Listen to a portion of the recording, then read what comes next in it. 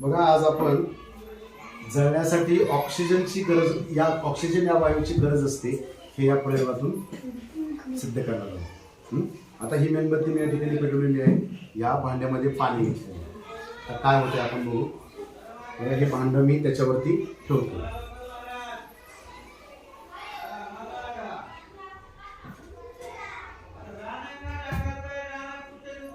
बघा, मेणबत्ती विजली का अजून नाही. आता मेणबत्ती काय करते, या भांड्याच्या आतमध्ये अजून जो ऑक्सिजन आहे तो जळण्यासाठी ती वापरते.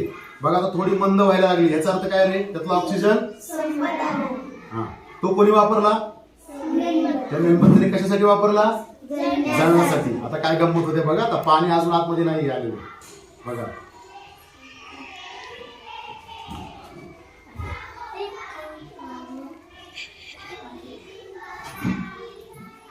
बघा, मेणबत्ती भिजली आणि पाणी थोडं वर आले.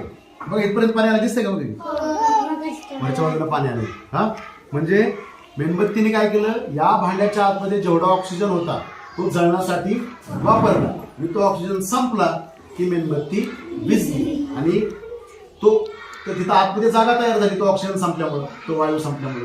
मग ती जागा घ्यायचा कोणी प्रयत्न केला, या ताटातल्या पाणी, आणि ते पाणी वरती आलं. ठीक आहे, इथपर्यंत समजलं. आता बघा, हे आता जे पाणी वरती आलं होतं ते कुठपर्यंत आलं होतं, इथपर्यंत आलं. हे इथपर्यंतच का आलं, तर बघा, ते एवढं का नाही आलं किंवा इथपर्यंत का नाही आलं किंवा एवढंच का नाही आलं ते बघा. बघा, वातावरणामध्ये ऑक्सिजन वायू जो आहे तो किती टक्के आहे, 21% आहे. आता आपण काय करू, सुमारे 21% आहे. ऍक्युरेट 21% असं नाही, 1% होऊ शकतो. आता आपण कॅल्क्युलेशन साठी काय करू, 21% ऐवजी 20%. मग 20% म्हणजेच काय, बरोबर, 100 भागापैकी 20, 100 वस्तूंपैकी 20, त्याला म्हणायचं 20%. 100 वस्तूंपैकी 20 म्हणजे वातावरणामध्ये जी हवा आहे ती जर आपण 100 मानली तर त्यापैकी 20 एवढा भाग, ऍक्च्युली 21%, पण आपल्या कॅल्क्युलेशन साठी आपण 20% म्हणतो.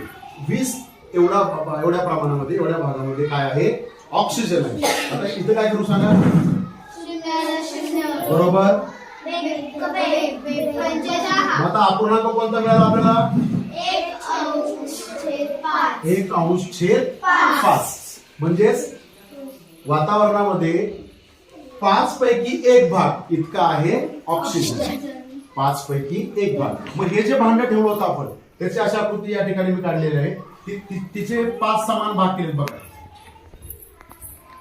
1 2 3 4 5 समान भाग केले.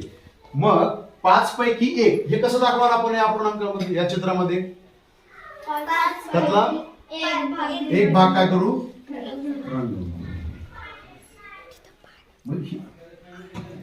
हे चित्र कोणता अपूर्णांक दाखवते, 1/5. 5 पैकी 1 भाग. मग कोणतंही भांड घ्या तुम्ही, हे मोठं भांड घ्या किंवा हे भांड घ्या, हे जरी आपण वर ठेवलं असतं तरी या भांड्याचे जर समान 5 भाग केले आपण, 1 2 3 4 5 समान 5 भाग केले तर या 5 भागापैकी 1 भाग काय असतो, ऑक्सिजन. हे मोठं भांड घेतलं तर यापैकी यात तसंच 1 2 3 4 5 असे 5 समान जर भाग केले आपण तर त्या 5 पैकी 1 भाग हा काय आहे, ऑक्सिजन आहे. आता लक्षात, फक्त काय होईल, हे जर छोटं भांड आहे आणि हे मोठं भांड आहे, यात ऑक्सिजन जास्त असेल, याच्यामध्ये कमी प्रमाणात. मात्र प्रमाण जे आहे त्याचं, या ऑक्सिजनचं प्रमाण हे 5 पैकी 1 भाग, 1/5 इतकंच असणार. यामध्ये सुद्धा 1/5 इतकंच असणार.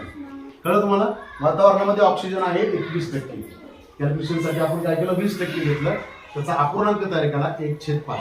म्हणजे हे पाण्याची लेवल जी वाढली, वरती आली, ती कुठपर्यंत आली, ती एवढी मोठी, इतकी किंवा इतकी का नाही आली, बरोबर. येस, या भांड्यात जेवढा ऑक्सिजन होता तो मेणबत्तीने वापरून झाल्यानंतर तेवढ्याच जागेमध्ये हे पाणी वरती आलं, आतमध्ये शिरलं. म्हणजे त्या ऑक्सिजनची जागा कोणी घेतली, या पाण्याने घेतली. या पाण्याने घेतली, ते पाणी वरती आलं. ठीक आहे. बघा आता 3 मेणबत्ती या ठिकाणी पेटवलेले आहेत. हा, करायचं का बड्डे कोणाचा? नाही ना? 3 वर्षाचा आहे का कोण? नाही ना? नाही ना? ओके. बघा ही मोठी आहे, मध्यम आहे आणि ही छोटी आहे. मग आता मला सांगा, जर हे भांड मी याच्यावरती ठेवलं तर कोणती मेणबत्ती आधी विझेल? छोटी विझेल. पण आता तुम्ही काय म्हणता किंवा मी काय म्हणतो यापेक्षा आपण प्रयोग करून बघू. प्रयोग करून ते सिद्ध करू. छोटी विझते का मोठी विझते बघू आपण. बघा आता समोर आणले बघा.